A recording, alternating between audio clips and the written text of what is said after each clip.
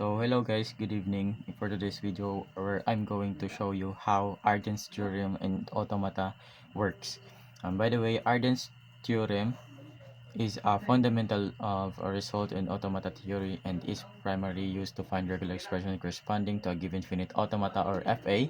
It provides synthetic way to solve linear equations involving regular expressions. And we are going to use three types of applications.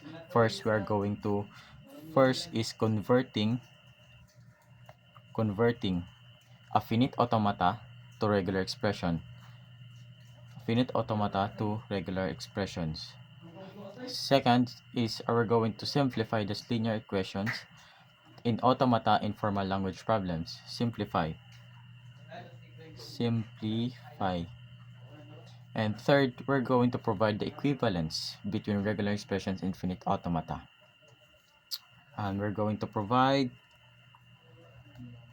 the equivalence. Equivalence. And let's start. And let me give you an example.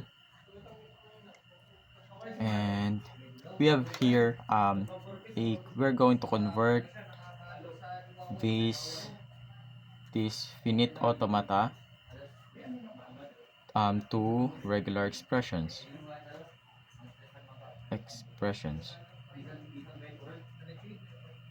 And using Arden's theorem. And we have two types of states. We have state. The state is Q1 and Q2. And the start state is Q1, and the final state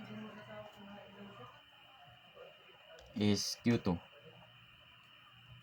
This is the state we are going to use, and let's going to convert the transitions in converting this state is from Q1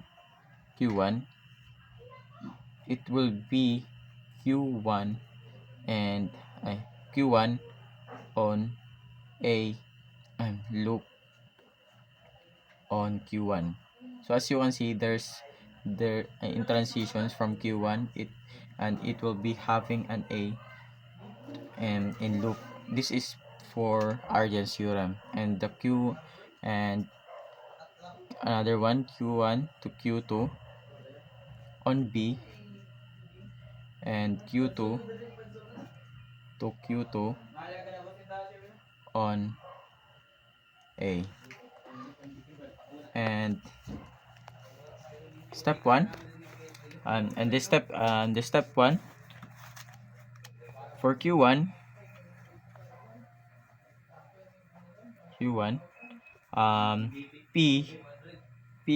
is equal to A P1 plus B, and AP1 accounts for the loop, and B, the A P1 is the account for the loops, and the B is represented the transitions to Q2.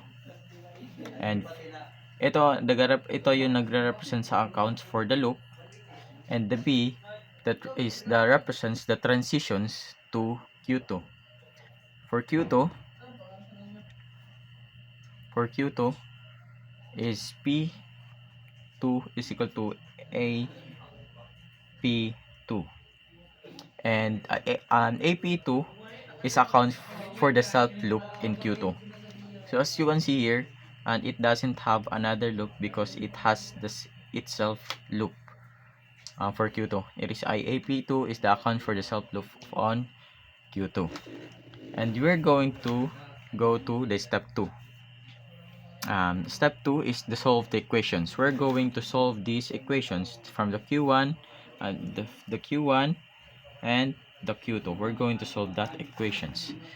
For Q1, for the P2, we're going to solve the P2 first. From the P2 is equal to A epsilon star using Arden's theorem for P2 is equal to A P2. Okay? For using Arden's theorem, as you can see, naging ganito to kasi ginamitan natin ng Arden's theorem. Yung P2 is magiging A epsilons from Arden's theorem. For the P1 naman, P1, substitute natin yung P2 into P1. So, substitute P2, kailangan natin substitute ang P2 into P1. So, equals to A P1 plus B. And P1 is equal to A P1 plus B. And Arden's theorem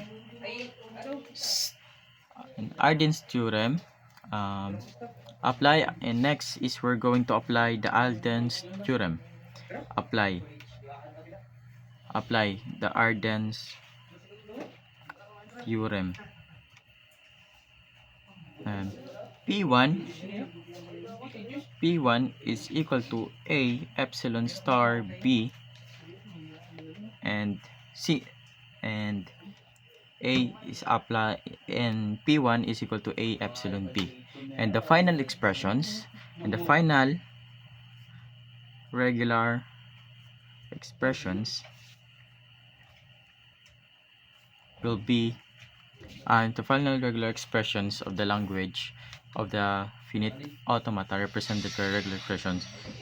P1 is equal to A epsilon star B.